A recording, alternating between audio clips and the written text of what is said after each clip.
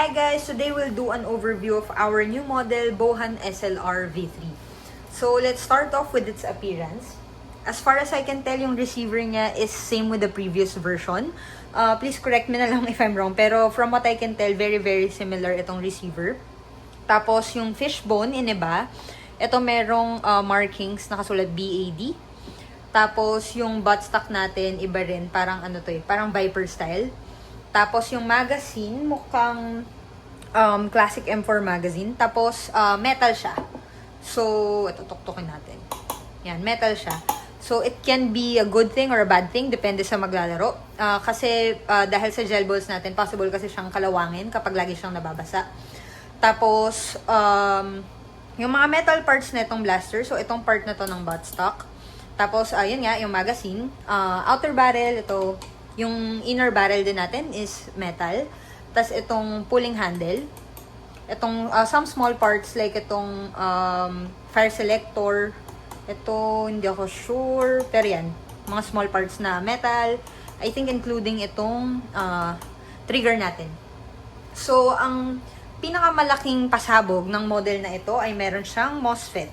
So, ibig sabihin nun, pwede natin siya i-program to shoot in binary mode. So, kapag kunyari dito sa semi-auto, di ba usually pag semi-auto is pa isa-isa yung pag-shoot ng gel balls. Kapag sinabing binary mode, ibig sabihin nun, pag pinul mo yung trigger, puputok siya isang beses.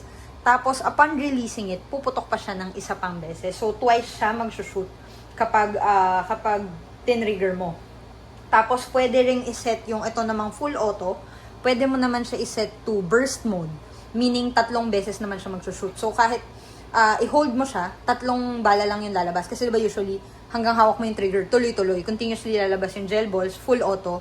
Pero yun, pwede mo siyang iset, dahil may MOSFET to, pwede mo siyang iset na maging burst mode. Yun nga, 3 beses. Tapos, dahil din may MOSFET siya, meron siyang automatic pre-feeding. So, ang kinaibahan nun, hindi mo na kailangang hilain tong charging handle. So, pag pinasok mo yung magazine, kapag na-recognize na nung MOSFET natin yung magazine, automatic siya magpa-prime. So, papakita ko na lang siguro mamaya. Tapos, meron din tong safety feature na kapag bagong lagay lang yung magazine mo, hindi siya puputok agad. Kapag kunyari nasa semi ka, hindi siya puputok agad. Kailangan lalagay mo muna siya sa safe, tapos i-trigger mo muna. Pull the trigger, tapos tsaka ka pumunta sa semi or sa full auto bago siya pumutok. So, nilagyan ko muna siya ng battery para mapakita ko muna yung automatic pre-feeding na sinasabi ko. So, pinasok mo siya, automatic na. So, ready na, hindi na kailangan hilain yung charging handle natin. So, pakita ko lang din tong other side. So, pag hinila yung charging handle natin, bubukas pa rin tong dust cover. Tapos, although wala na siyang priming, tapos may bolt cut siya. So, to release, ito. Yan, ulit. Yan. So, we're using some tracer gels para makita lang natin yung labas ng bala. So, let's start with semi-auto.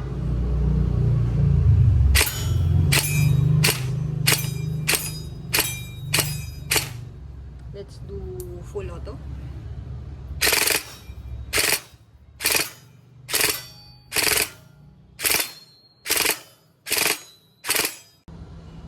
So, para lang ma-demo ko sa inyo yung sinasabi kong binary mode kanina. So, ito siya.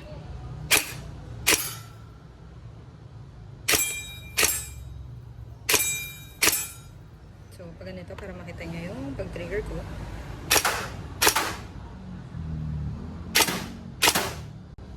Ito naman ngayon sinet ko sa burst mode yung full auto natin. So, 3 lang yung lalabas. Kahit naka-hold pa ako.